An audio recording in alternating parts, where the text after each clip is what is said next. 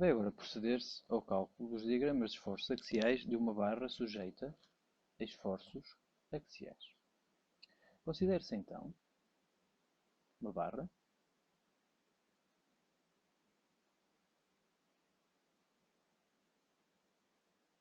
com umas zonas de ligação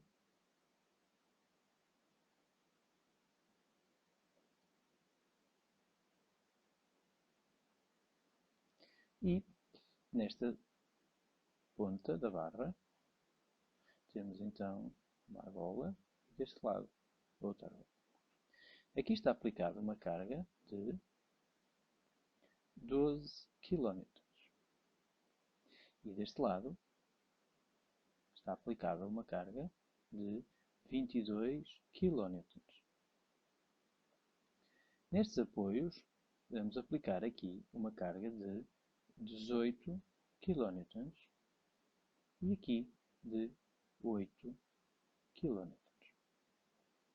Este é o apoio A, aqui temos o ponto B, aqui temos o ponto C e aqui temos o ponto D. Pretendemos saber qual é que são os esforços internos ao longo das secções AB, BC e CD. Por convenção, já se viu em aulas anteriores que, dada uma barra, se o esforço axial estiver a puxar essa face, estaremos então à tração, ele será positivo. Deste lado, o positivo será para este lado. Reparem, isto traciona a viga, é positivo. Isto traciona também a barra, portanto, também é positivo. Vamos então agora fazer o cálculo dos esforços internos desta barra sujeita a estes esforços axiais. Em primeiro lugar, o que nós temos que fazer é dividir a barra por secções. Vamos então dividir a nossa barra nas secções A, B, e entre B e C, e entre C e D. Pois bem, fazemos então aqui a barra entre A e B e vamos fazer então aqui um corte. O corte foi feito neste local, poderia ter sido feito neste ou neste. Vamos fazer uma segunda secção, esta segunda secção S2 e esta secção S3. Para este lado, desenvolvemos então o pedaço de barra que ficou e fica a secção S1 à vista. E coloca-se então a carga de 12 kN no ponto A até a secção S1. Na secção S1 fazemos então passar o esforço axial N, que será a nossa incógnita. E vamos resolver este sistema. E então, entre a secção A e B, para a secção 1, o que temos é o somatório das forças segundo x é igual a 0.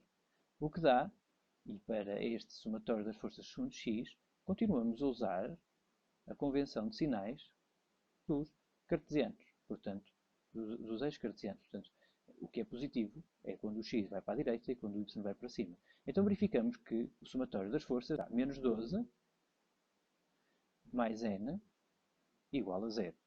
O esforço axial n é igual a 12. Portanto, 12 kN e está à tração. É positivo. Vamos agora fazer o mesmo, mas fazendo a secção S2. Repare-se que até a secção S2 da viga vem até este local, a barra vem até este local, e temos então aqui a secção S2 à vista. Na face da secção S2, colocamos o esforço. Reparem que estes esforços estão de acordo com os sentidos convencionados como positivos na parte superior da folha. E colocamos os esforços que vão ocorrendo ao longo da barra até chegar a este ponto. Então, para a secção entre o ponto B, entre A e C, portanto estaremos já entre A e C, para a secção 2, o que temos é, e respeitando os sentidos dos eixos cartesianos, é que o somatório das forças segundo x nos dará menos 12 menos 18 mais n igual a 0. Fazendo as contas, obtemos que n é igual a 30 kN. Mais uma vez, é positivo, o que quer dizer então que a barra está à tração. Continuando o cálculo, poderíamos agora calcular o esforço na secção S3, tanto indo até à secção S3 do ponto A, aqui está a secção S3, colocando as forças que vão ocorrendo ao longo da barra. No ponto C temos 8 kN, no ponto B temos 18 kN e no ponto A temos 12 kN. Ou poderíamos ter feito apenas o corte da secção, envolvendo muito menos forças no cálculo, só para o lado direito, e apareceria apenas aqui os 22 kN. Neste caso, a incógnita, mais uma vez, seria para fora, orientada para fora da secção, tal como aqui. Vamos fazer então o cálculo desta primeira. Então vamos fazer na secção que vai de A a D, na secção S3, e o somatório das forças segundo x igual a 0. Repare-se que fica menos 12, menos 18, mais 8, mais n igual a 0. Daqui obtém-se que n é igual a 22 kN. Positivo, o que quer dizer que também está a tração. Se tivéssemos feito o cálculo desta pequena secção, que vai apenas da secção S3 ao ponto D, ficaria então da barra CD, na secção S3, e se fizéssemos o somatório das forças segundo x igual a 0, obteria-se menos n mais 22 igual a 0, dará, obviamente, o mesmo esforço interno de 22 kN, positivo, também está a tração. Conclusão, não interessa qual é que é a secção, de que lado da secção é que se vê o problema, portanto, à esquerda ou à direita, o resultado no final é o mesmo. Em termos de diagrama de esforços, vou continuar então, porque esta representa o ponto A, representa o ponto B, o ponto C e o ponto D. Vou apenas reproduzir novamente a viga, para efeitos de representação, em que teríamos aqui 12 kN, teríamos aqui 18 kN e teríamos aqui 8 kN e 22 kN no ponto A, no ponto B, no ponto C e no ponto D. E estes esforços axiais, o que nos permitem obter é um diagrama de esforços axiais que será aqui o representado.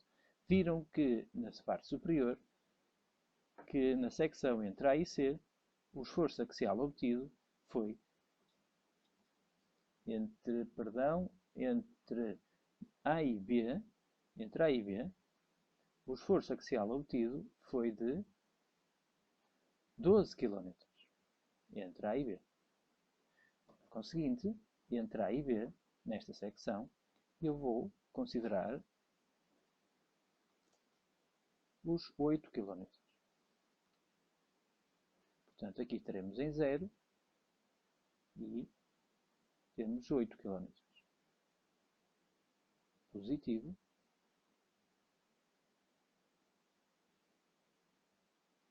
De seguida, entre B e C, sobe para 30 kN. Mas também positivo. E por fim, entre C e D, estaremos nos 22 kN, também positivo. E este é o nosso diagrama de esforços axiais, que neste caso virá em kN. Podemos marcar os pontos, ponto A, o ponto B, o C e o D. E agora, a qualquer altura, podemos saber muito bem Aqui, na secção S1, o esforço axial é 8 kN, na secção S2 são 30 kN e na secção S3 o esforço axial são 22 kN.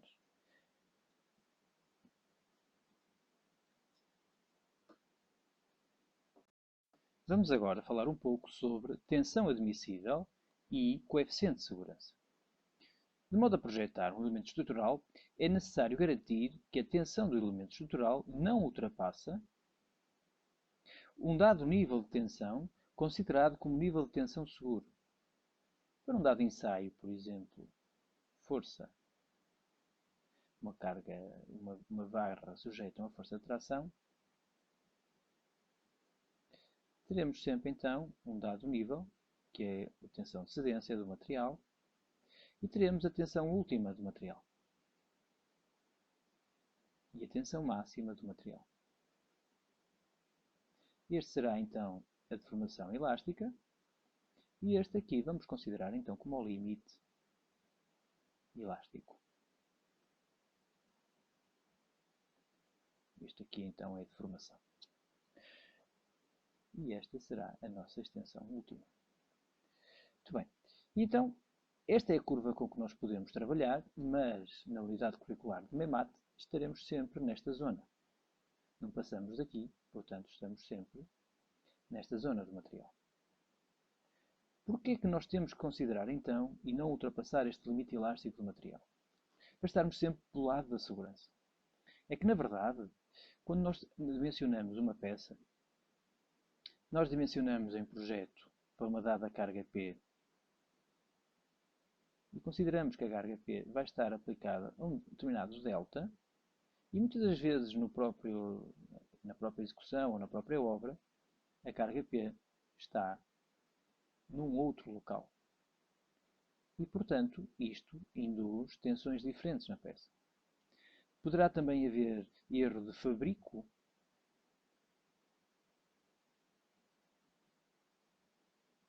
E neste erro de fabrico, consideramos nós no projeto que a nossa barra, a nossa viga, teria de dimensões 10 por 1 e chega-nos a obra com umas dimensões de 1,01 e 10,1. Por conseguinte, as cargas aplicadas irão produzir efeitos diferentes nestas duas estruturas. Mais, é o caso também, por exemplo, das vibrações desconhecidas, impactos ou cargas acidentais não previstas em projeto. Uma viga poderia ser dimensionada para suportar uma carga, mas o que acontece é que, na realidade, além da carga, é bastante provável cair-lhe um piano em cima. E estas duas situações são novamente diferentes. A corrosão dos materiais também lhes diminui a secção útil de resistente. E alguns materiais, como por exemplo o betão, que são fabricados na própria obra, em dias diferentes,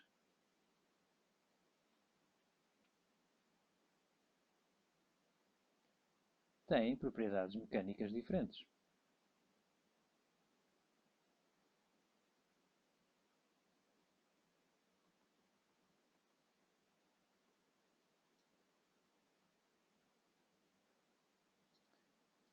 Por conclusão, é necessário sempre efetuar os nossos cálculos de um determinado coeficiente de segurança para prever todas estas situações.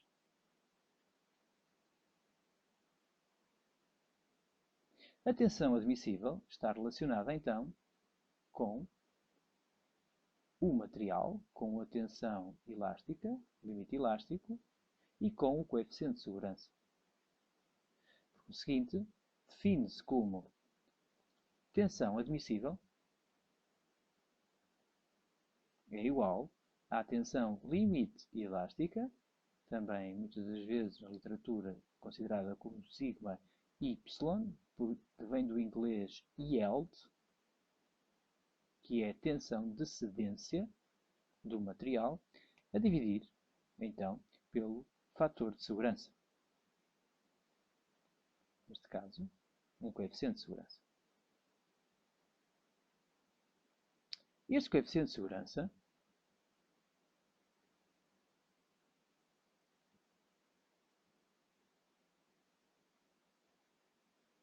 que depende de muitos destes fatores já aqui referidos, de regra geral, varia, como por exemplo, com a aplicação que estamos a fazer. Se estivéssemos a dimensionar uma central nuclear, o fator de segurança rondará sempre,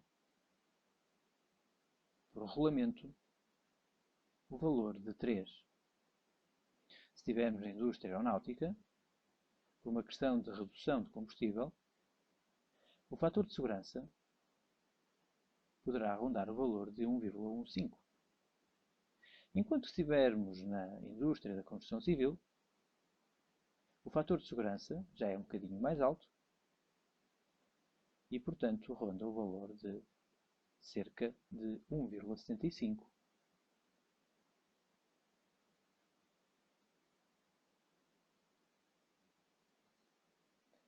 Cerca de 2,25.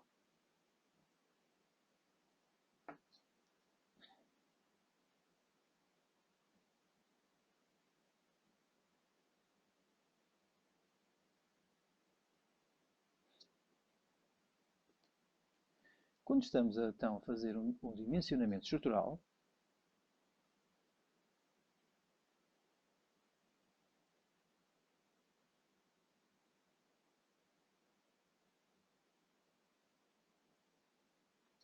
convém então termos a certeza que a nossa tensão calculada é inferior à tensão admissível, que é calculada com a tensão de cedência a dividir pelo coeficiente de segurança. Esta tensão calculada é a tensão que vem dos nossos cálculos da resistência dos materiais e da mecânica dos materiais. Por exemplo, quando temos uma peça sujeita a um esforço axial, deste lado obtemos então a nossa tensão média,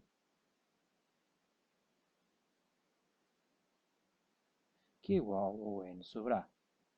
Apenas como exemplo, verifique-se que, se garantirmos que a tensão calculada, que é N sobre A, é menor que a tensão admissível, poderemos então obter a área desse elemento. Sabemos então que a área tem que ser maior ou igual que N sobre a tensão admissível. Isto permite-nos um dimensionamento à resistência.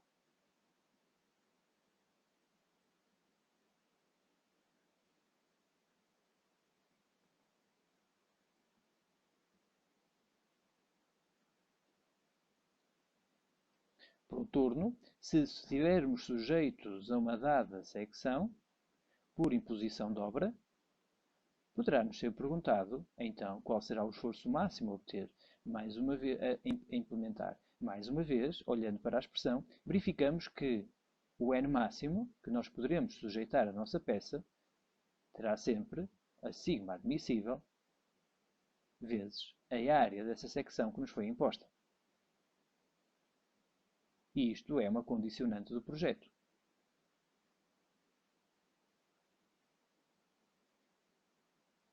A nossa carga N nunca poderá ser superior à tensão admissível vezes a área.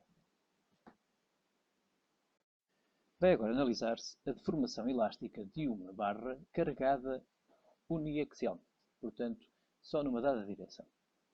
Considera-se então uma barra e para que o caso seja o mais geral possível, vamos considerar então a seguinte situação. Vamos considerar uma barra de perfil não uniforme,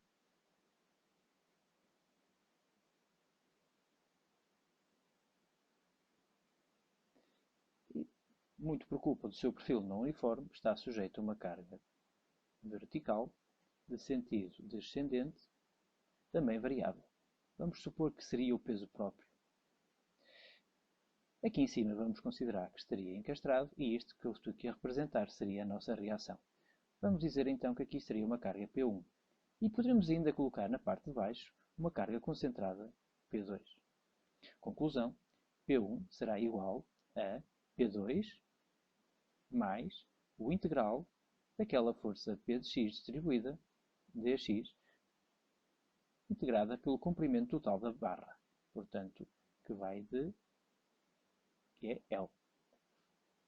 Pois bem, o que é que se pretende saber? Pretende saber a deformação desta barra, o quanto é que ela deforma em termos de deslocamento. Temos então aqui o ponto O e temos aqui um ponto A. Vamos considerar como eixos, vamos considerar este eixo o nosso eixo do x, sendo então que este poderá ser o nosso eixo dos y e do z. Y e z. Pronto. Seguido, o que é que se vai fazer? Vamos analisar para ver o que é que acontece, então, numa pequena parte desta viga. Vamos olhar apenas para bidimensionalmente. Podemos tentar fazer 3D. Podemos tentar. Esta seria a barra, com a sua secção não uniforme. E vamos olhar apenas para um pequeno segmento da barra. Aqui. Este segmento está à distância x. E tem de espessura uma espessura muito pequena, dx. Até este ponto, x, este segmento já tem uma carga, sendo que aqui temos o P1 e aqui temos o P2. Até este ponto, este segmento, para estar em equilíbrio, se verificarmos bem, até aqui deveríamos ter na parte inferior do segmento, do pequeno segmento, deveríamos ter então uma dada carga P de x, que será a carga que é obtida na direção x. Note-se quando, na distância x, note-se quando x é igual a 0, a carga é igual a P1. Quando x é igual a um comprimento x1, então será igual a P1, reparem, mais o integral de 0 até x1 px dx. Portanto, esta carga vai aumentando até chegar ao valor aqui em P2. Esta espessura continua a ser o nosso dx. Reparem que esta área superior é diferente desta área inferior. Vamos chamar aqui sup e inf. Mas nós estamos interessados, na realidade, na área média. A área média é igual à área sup menos, a área inf sobre 2. Pois bem, esta será então a área que nós temos à distância x. Será a área AX. Para todos os efeitos, então, é como se nós tivéssemos uma pequena rodela com uma área média. Reparem que o dx é muito pequeno, por isso essa simplificação poderá ser efetuada. Uma pequena barra de comprimento dx, sujeita a um P de x, em cima e em baixo, aplicado numa área AX. O que quer dizer que o estado de tensão neste local, da nossa viga, aplicado tanto na parte superior como na parte inferior,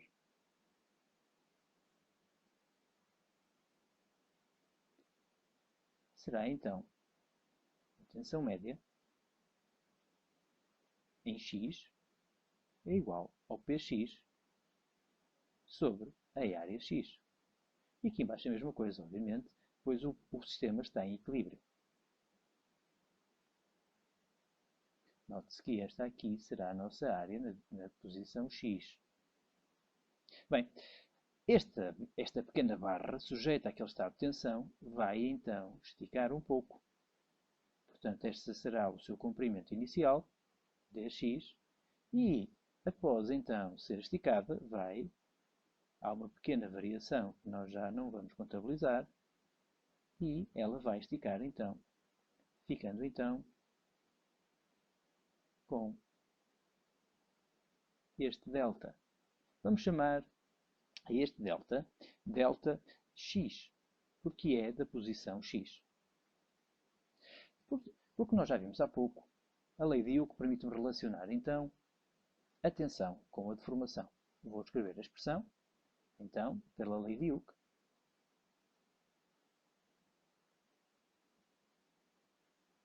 A tensão é igual ao modo de elasticidade vezes a deformação.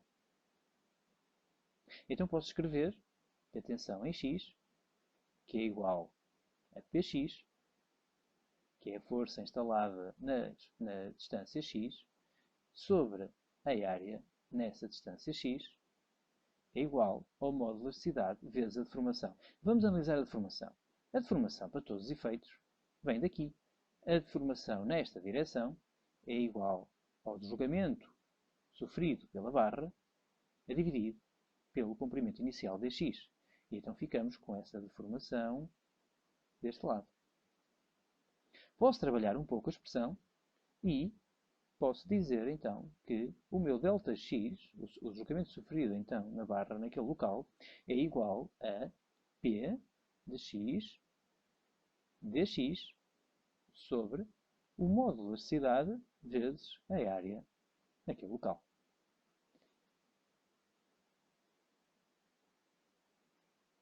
Esta será então a expressão geral do deslocamento. Note-se que este deslocamento que nós aqui obtivemos, vou pôr agora a verde, é uma variação do deslocamento. Por isso, vou colocar aqui o meu dE à frente. Estou a olhar então para uma expressão que pode ser integrável, resultando então no integral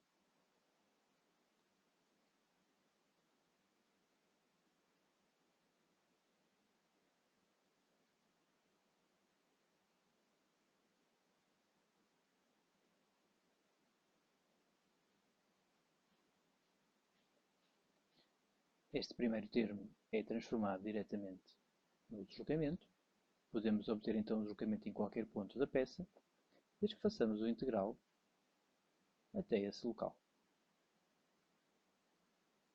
Isto é uma função de x.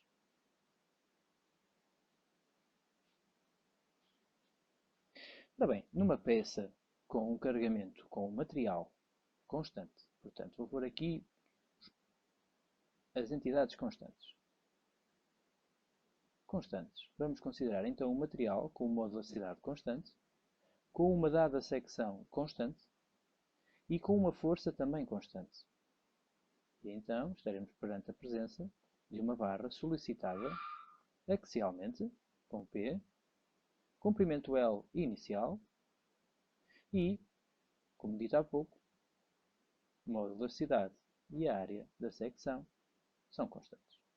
Se quisermos saber o deslocamento, portanto, após a aplicação da força, o quanto é que ela alonga, o alongamento da peça, o ΔX, então, ΔX é igual ao integral entre 0 e L de P sobre E A dx, o que dá a força P vezes o L, o E e o A.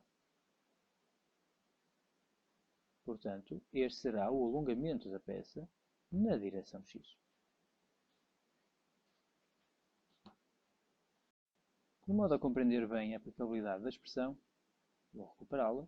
Temos então delta é igual ao integral de P, ou N, dx sobre EA. Vamos então considerar um exemplo simples de uma barra com diversas secções e sujeita a diferentes esforços. Vamos considerar que temos então aqui um ponto A, um ponto B, um C e um D. E, por conseguinte, temos um LAB, um LBC e um LCD. E ao longo do eixo da barra estão aplicados os esforços axiais. Aqui temos 5 newtons. Neste local temos 10 newtons. Aqui temos 15 newtons. E neste local temos 20 newtons. O sistema está, portanto, em equilíbrio. Cada uma destas secções terá os seus modos de elasticidade e as suas áreas. Por conseguinte, aqui vamos ter um E1 e uma área 1, uma área de secção transversal. Aqui vamos ter um E2 e uma área 2, a área da secção transversal. E neste caso vamos ter um E3 e uma área 3. Se fizéssemos o diagrama de esforços axiais,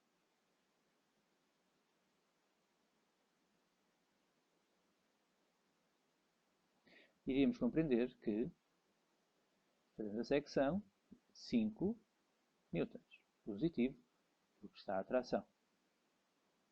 De seguida, fazendo aqui o esforço, fazendo aqui o corte para a secção, iríamos verificar que estaríamos com menos 5 newtons. E por fim, uma compressão final de menos 20 newtons. E este será o nosso diagrama de esforços axiais.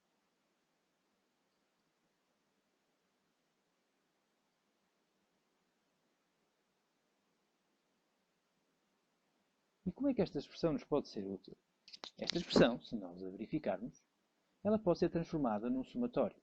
Um somatório de I igual a 1 até n, n é o número de barras do problema, ou o número de segmentos do problema. O P podemos chamar-lhe n, portanto o esforço axial nesse segmento, vezes o comprimento desse segmento, a dividir pelo modo de elasticidade desse segmento, vezes a área desse segmento. E neste caso temos 3 segmentos.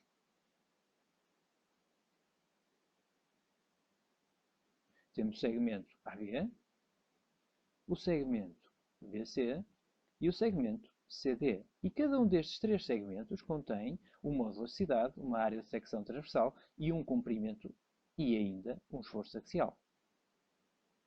Então, escrevendo a expressão para os 3 segmentos, eu sei que o delta total, por exemplo, do ponto D em relação ao ponto A, será igual ao integral entre 0 e L do esforço N dx sobre EA. O que é equivalente a escrever. Portanto, vamos separar por segmentos. Portanto, é o somatório de I igual a 1 até 3. Temos 3 segmentos. Do esforço de cada um do segmento, o comprimento de cada um do segmento, o modo de elasticidade e o correspondente à área secção transversal.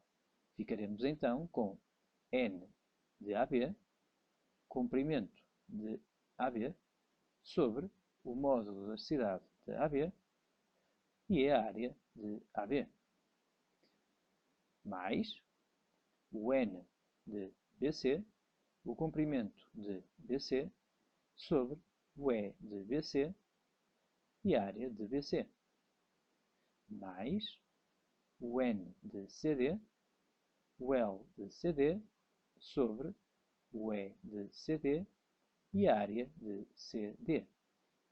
As áreas e o L é sempre maior que zero, positivo, portanto. O modo de elasticidade também é sempre positivo e a área é sempre positivo. Portanto, o único valor que pode trocar o sinal é o valor do n. Esta expressão ficaria, no primeiro troço, será 5, vezes o comprimento que tem entre A e B, o seu modo de elasticidade, que é 1, e a sua área, que é 1, mais menos 5, o comprimento que vai de B a C, sobre o modo de elasticidade, que é 2, e a área, que é 2, mais menos 20, o comprimento de CD, sobre o modo de elasticidade 3 e a área 3. E este sim será o nosso alongamento total da peça entre o ponto A e o ponto D. Vamos agora falar do conceito de extensão térmica. A variação térmica induz variações nas dimensões dos corpos. Regra geral, se a temperatura sobe, o corpo dilata. Se a temperatura desce, o corpo contrai. No domínio das pequenas deformações e dos materiais elásticos lineares, pode-se considerar que a relação entre a extensão linear e a temperatura é uma relação linear. Note-se que o ΔT é a variação da temperatura.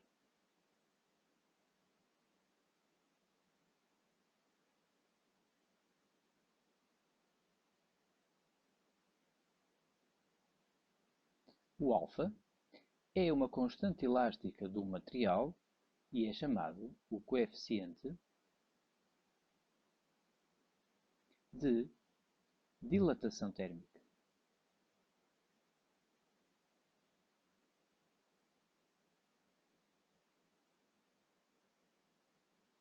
Este coeficiente depende do material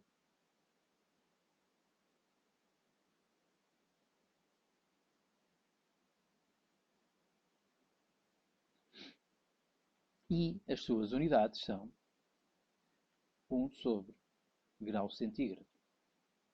Note que a variação da temperatura poderá vir em graus centígrados e, então, a extensão linear térmica, é adimensional.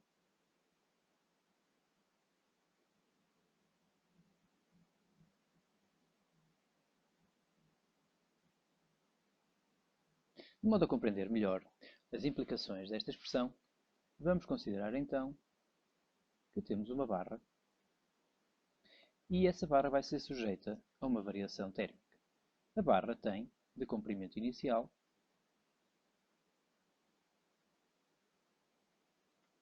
tem uma altura D e um comprimento L. Podemos ainda considerar que tem uma profundidade H, segundo as três direções. Quando sujeita a uma variação térmica maior que zero, o que vai acontecer é que esta barra vai dilatar. Vou agora tentar representar a dilatação da barra e vamos encostar a barra aos eixos, de modo a não permitir que um dos lados se movimente. Portanto, vamos considerar aqui os nossos eixos do problema, x, y e z, e vamos ver o que acontece em termos de dilatação. Esta será a dimensão original da barra, que eu vou deixar a negro.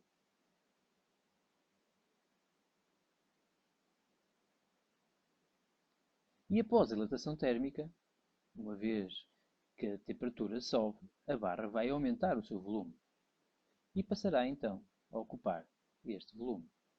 Esta será a nova configuração da barra.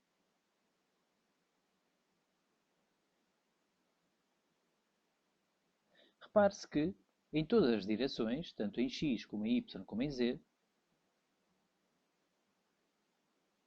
houve um aumento das suas dimensões originais. Repare-se que aqui passamos a ter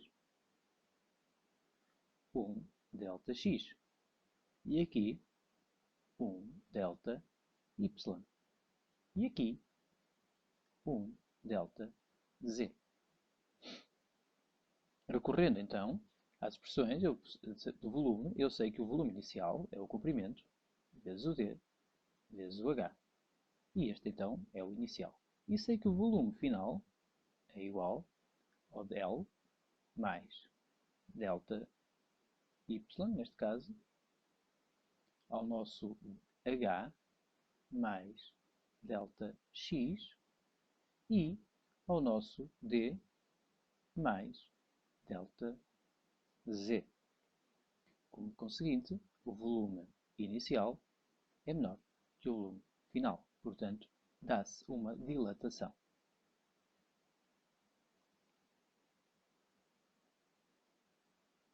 Em cada uma das direções, podemos aplicar então a expressão anteriormente vista para a extensão térmica e vamos tentar perceber como é que poderemos obter então a deformação.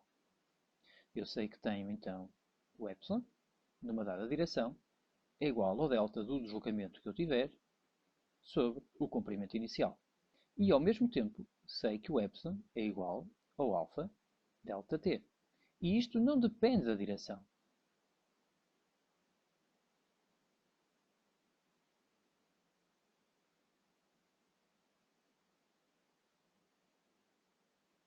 No entanto, este sim depende da direção.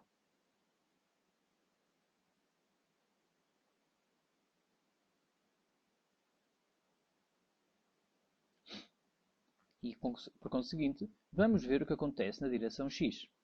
Na direção x, eu sei que o epsilon xx é igual ao delta x sobre o comprimento inicial, que é o comprimento, note-se, h.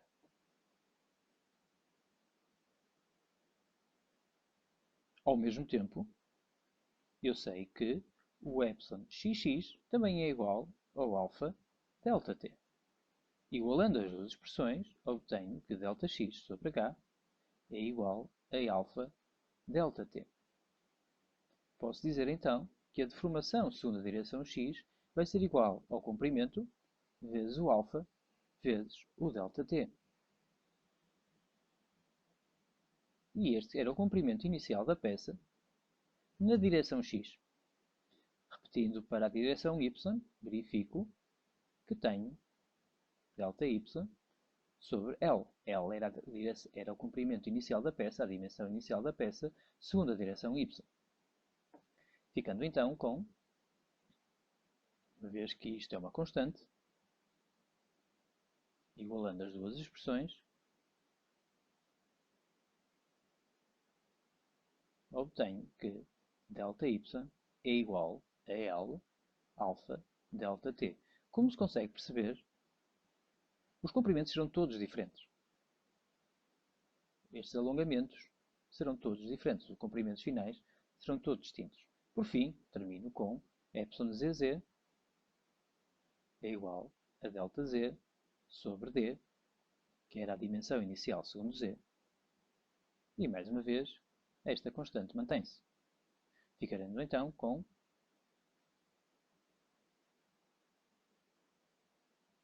o que me permite obter o alongamento segundo Z. Sendo que D era o comprimento inicial segundo Z.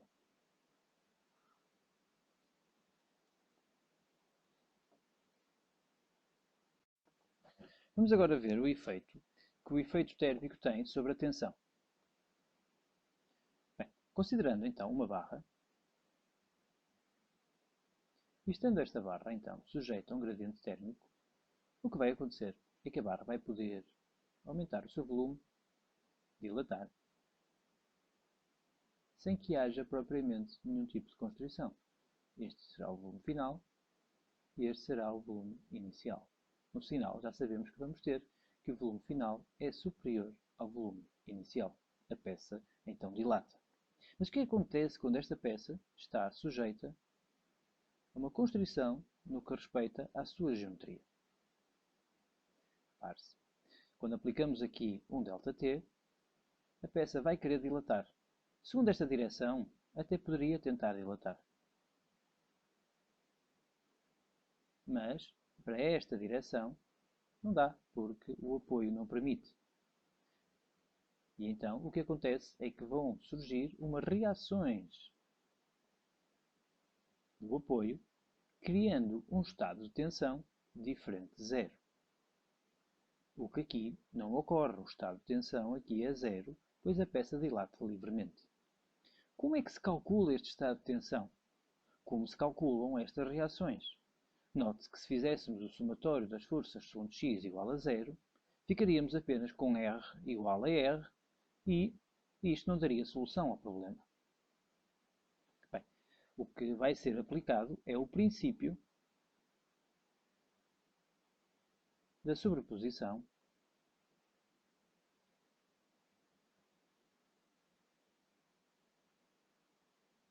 de esforços. Neste caso, dos efeitos.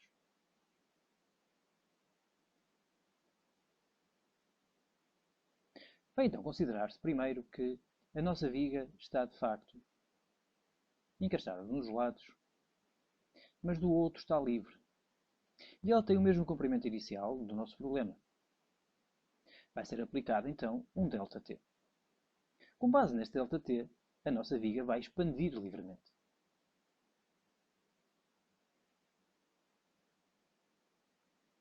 sendo então obtido um delta x. De forma a voltar a colocar esta viga, que agora é deste tamanho,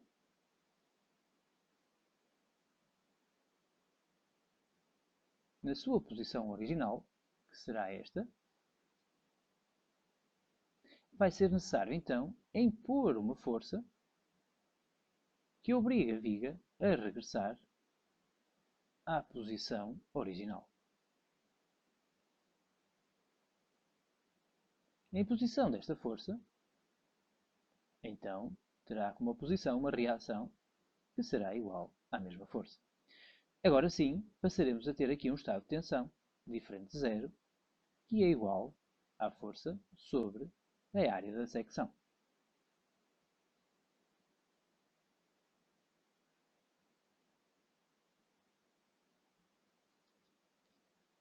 Secção transversal da viga. Com o seguinte, aqui já está esquematizado a resolução do problema, portanto já sabemos que temos um delta T positivo. Vamos calcular então em primeiro o nosso delta x. Delta x, tal e qual que deduziu anteriormente, será calculado com alfa vezes delta T vezes o comprimento da peça. Sabemos que, pelas expressões dos alongamentos de barras, que o alongamento de uma barra, devido a uma força P, ou neste caso uma força F, é igual a F vezes o L sobre o EA, sendo E o módulo de elasticidade e A a área da secção transversal. Repare-se que o que nós estamos a tentar fazer com esta força F é voltar à posição original. Portanto, este é o nosso delta. O delta é igual ao delta x. E se é uma força de compressão, então o delta x vai ser transformado com o sinal menos. Então, delta é igual a menos delta x, que é igual a menos alfa delta t, comprimento da peça. Igualando a expressão, fica menos alfa delta t, comprimento da peça, é igual à força F, comprimento L, sobre EA. Note-se que o L corta, ficando então que a força necessária para repor a peça novamente na sua geometria é igual a menos alfa delta t é A.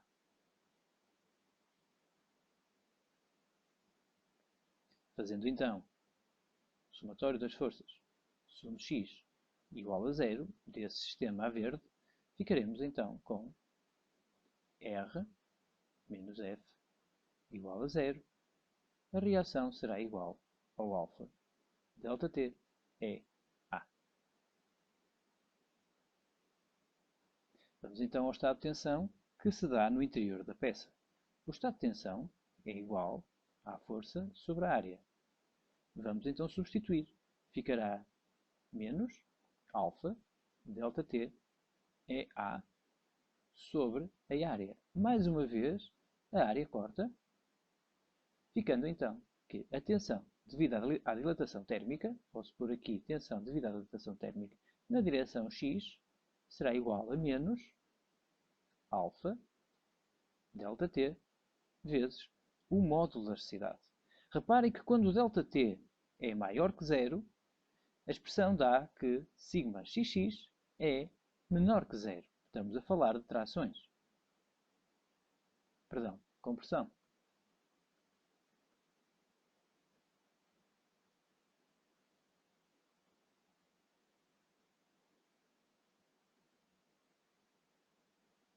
E quando o ΔT é inferior a zero, note-se que a expressão troca o sinal